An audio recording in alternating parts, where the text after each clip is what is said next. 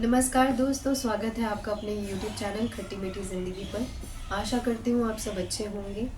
तो आज का टॉपिक मेरा है कृष्णा से रिलेटेड, कृष्णा की बांसुरी से संबंधित, है ना। हमें कृष्णा की बांसुरी कितनी मधुर लगती है, ऐसे क्यों लगती है मधुर, उसका रहस्य जानने की हम आज कोशिश करते हैं। देखो, बांसुरी के अंदर ना 7 छेद होते हैं। 7 छेद हमें बताते हैं कि हमारे 7 चक्र, जिससे अगर हम अलाइन हो जाते हैं तो हम कुछ भी जीवन में पा सकते हैं, कुछ भी चीज़ अचीव कर सकते हैं। पहला इसका मेन वो तो ये है कि चक्रों से अलाइनमेंट की बात करते हैं, 7 बांसुरी के छेद। दूसरी चीज़ क्या है, वो अलाइन कैसे होंगे चक्र, उन्हें वो भी 7 चीज़ों से अलाइन हो सकते हैं। पहली चीज़ है, यदि हम कुछ अच्छा देखेंगे, कृष्णा के बारे में देखेंगे, उनसे रिलेटेड चीज़ों में इंटरेस्ट लेंगे, उनसे प्यार करेंगे, उनको निहारेंगे, पहली चीज़। दूसरी चीज़, सुनना, उनसे रिलेटेड बातें सुन रहे हैं, उनसे रिलेटेड भजन सुन रहे हैं, कीर्तन कर रहे हैं, दूसरी चीज़ सुनना। तीसरा, छूना, स्पर्श करना। चौथा, आप सूंघ रहे हो, अच्छे अच्छे फूल सूंघ रहे हो, अच्छी खुशबू, अच्छा मतलब फ्रेग्रेंस सूंघना। Fourth is this. पांचवा, स्वाद, टेस्ट।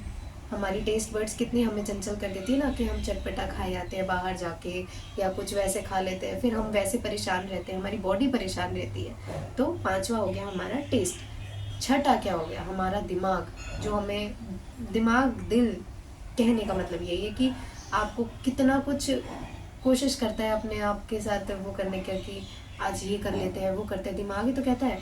बुद्धि, सातवां आती है हमारी बुद्धि।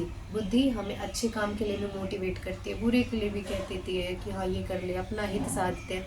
तो ये 7 चीज़ें, 7 चक्र, 7 हमारी इंद्रियां, इंद्रियों के सुख, ये हमारी बांसुरी को रिलेट करती है कि हमारा जीवन एक बांसुरी की तरह है। कृष्णा इतनी अच्छी बांसुरी क्यों बजा पाते थे, क्योंकि वो अपनी सारी इंद्रियों के साथ सिंक में थे, उनकी सारी बॉडीली सेंसेस उनके साथ अलाइंड थी, इसलिए उनकी बांसुरी में से धुन निकलती थी। और आज की डेट में हमारे जीवन से क्या निकलता है, सिर्फ शोर निकलता है ना, कि हम सिर्फ शोर मचा रहे हैं, हम में धुन नहीं है। और फिर क्या होता है, जब हम शोर मचाते हैं तो हम सोचते हैं कि बाहर भी जो शोर है वो हमें ओवर पावर कर लेता है, हम उसके साथ धुन मिलाने लग जाते हैं। हमारी अपनी इंटरनल कॉन्शियसनेस एक साइड में बैठ के हम दुनिया के साथ धुन मिला रहे हैं। हमें शोर शराबे में रहना आदत पड़ गई है, हमें शांति सुकून अब मिल भी नहीं रहा, और हमारे दिमाग को उसकी ज़रूरत भी नहीं लग रही है। तो यदि हम योग से, यदि हम साधना से जुड़ते हैं, तो वो हमारी एनर्जी बढ़ती जाएंगी, और हम उस यूनिवर्सल एक के साथ एक हो जाएंगे।